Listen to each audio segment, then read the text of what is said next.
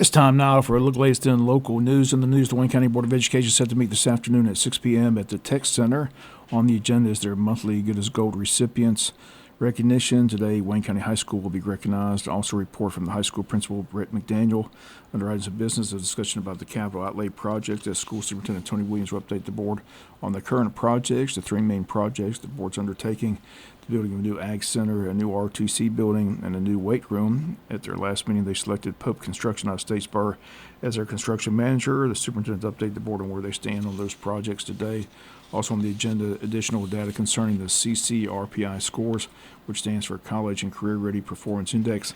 Also on the agenda, governance team professional development, team norms and protocols, and meeting date for their summer retreat, financial report, and executive session for personnel. All that taking place today at 6 p.m.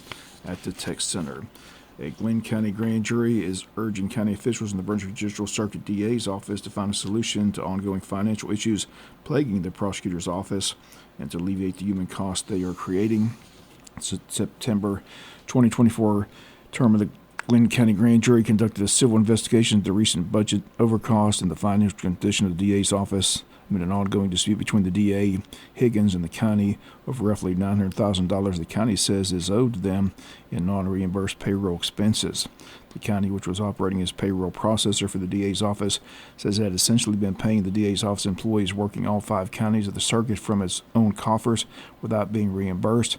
That prompted the county in September of 2024 to pull out of its voluntary agreement to serve as payroll processor for the DA's office and to deny increasing its annual budget provided to the office cover the overcost. In addition to Glenn County, the Brunswick Judicial Circuit includes Camden, Wayne, Appling, and Jeff Davis. Higgins subsequently reduced staff to save on payroll expenses and pulled out of representing the circuits in juvenile court.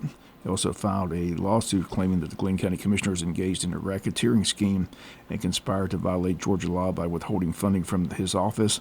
The county called the lawsuit a political maneuver to deflect attention from Higgins' ongoing financial mismanagement. Higgins admitted to the grand jury in sworn testimony provided on January 13th that the budget overcosts were due to mistakes made within his office and his relying on advice regarding funds available that later turned out to be incorrect. That's from the grand jury report. The result is a short-staffed DA's office in which assistant DAs carry caseloads exceeding 600 per attorney, delayed justice for crime victims as cases take years to be adjudicated, and overcrowding at the Glenn County Detention Center, which contributes to budget overcost more than $700,000 at the Glenn County Sheriff's Office. Funding for the DA's office comes from 4 different sources. The state provides base salary for 9 ADAs.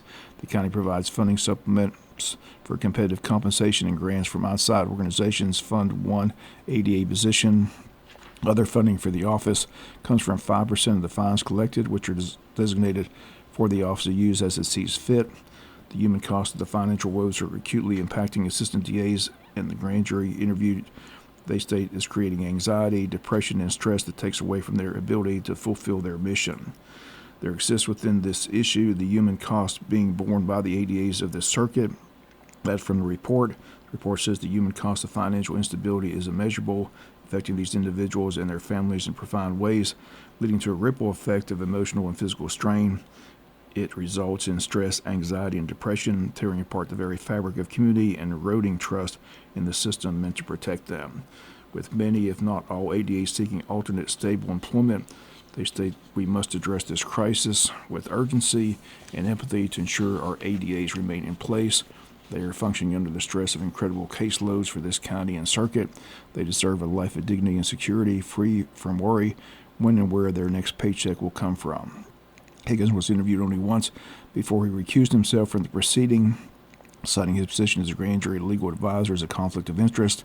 The grand jury invited County Manager Bill Fallon, County Finance Director Tamara Munson, and County Human Resource Director Dwayne Pollock to be interviewed, but those interviews never happened after what the grand jury described as vigorously resistance from County Attorney Aaron Mumford and the county's private attorney Brad Watkins. Brunswick Judicial Circuit Chief Judge Stephen Scarlett offered guidance at the request of the grand jury on February 10th, offered to assist with securing subpoenas to compel the county officials to testify. Subpoenas were not able to be secured prior to the February 19th deadline to prepare for the report.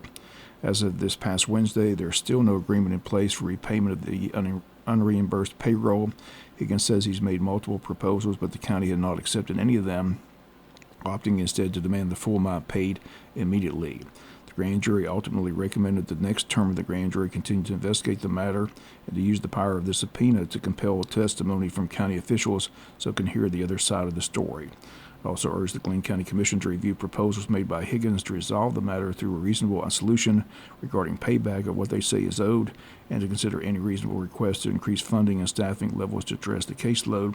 Grand jury also urged state legislators to consider legislation to streamline and simplify the funding process for the DA's offices.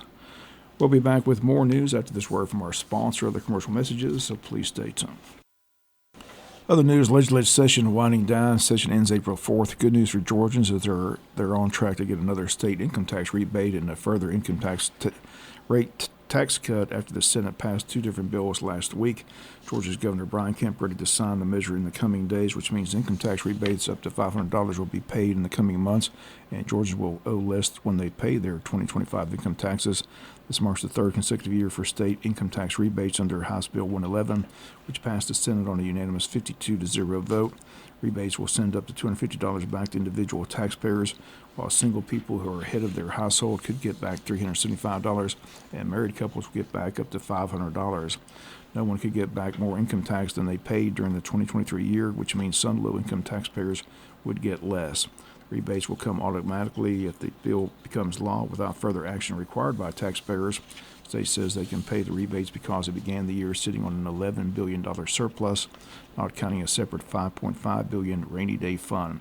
The governor says he looks forward to signing the bill into law, saying this is your money, not the state's government's money. Another story from the state legislature this year, lawmakers did approve a $250 million budget aimed at improving conditions at state prisons in the state. The move comes after a federal investigation that found rampant violence and neglect in correctional facilities. Georgia's prison system came under intense scrutiny following a 93-page report from the U.S. Department of Justice released last October. The report highlighted rampant violence and neglect within the state's prison system, describing the conditions as cruel and unusual punishment, and asserting that Georgia failed to protect inmates, thereby violating their constitutional rights. In response, Georgia lawmakers this session have approved substantial $250 million as part of the 2026 state budget.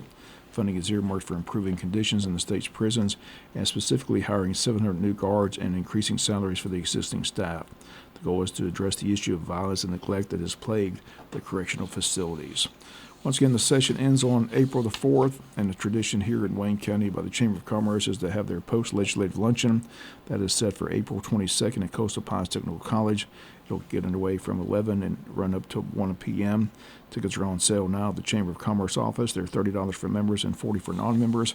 Everyone's invited to come hear from our local representation. On hand will be State Representative Stephen Meeks and Buddy DeLoach and State Senator Blake Tillery.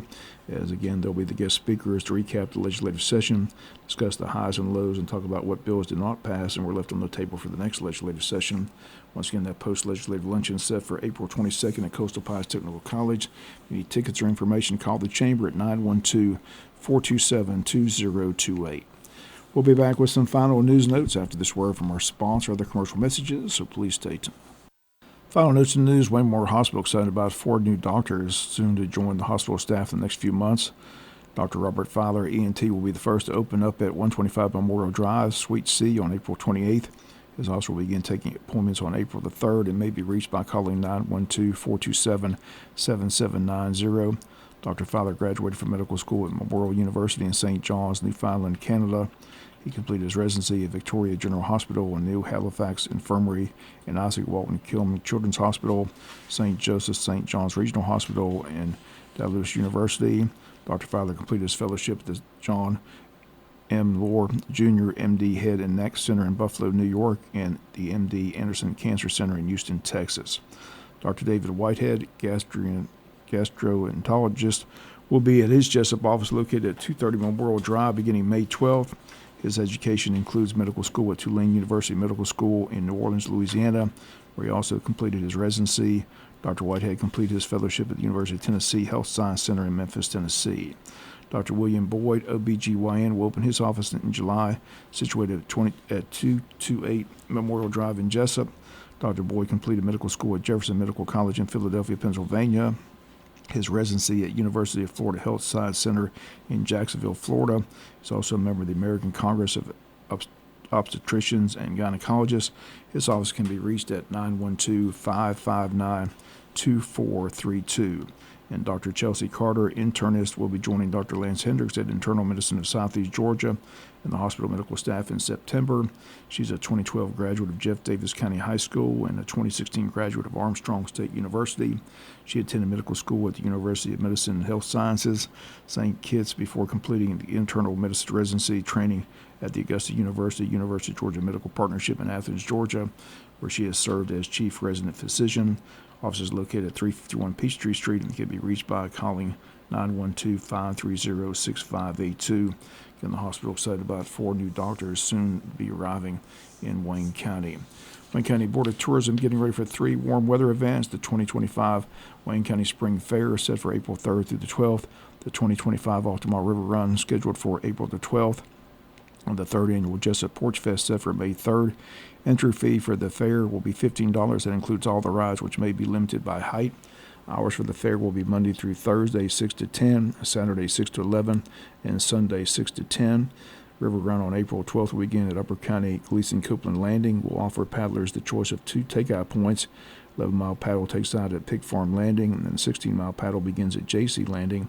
There is no charge for the event, but each participant must sign a participation waiver before the paddle begins. If you need more information on the paddle, that can be found on the Tourism Board website at waynetourism.com. Jesup Porch Fest is a music festival held on the porches and lawns of historic homes and churches in the Old Town neighborhood of Jesup, bordered by Brunswick Bay, Wayne, and Mahogany Streets, set for May 3rd from 1 to 5 p.m. Musicians and entertainers will be performing, allowing visitors to enjoy music from different venues, traveling by golf cart, bicycles, or on foot between the different host sites. Anyone interested in performing or hosting should contact Heather Altman at the Wayne County Board of Tourism. That number 912-427-3233. Or they can come by the Jesup Train Depot. Again, 3 great events planned for Wayne County. The Spring Fair, April 3rd through the 12th. Altamar River Run set for April 12th. And the Jesup Porch Fest set for May 3rd. And that'll do it for latest in local news. Sports comes your way in a few minutes. Bob Morgan, have a great day.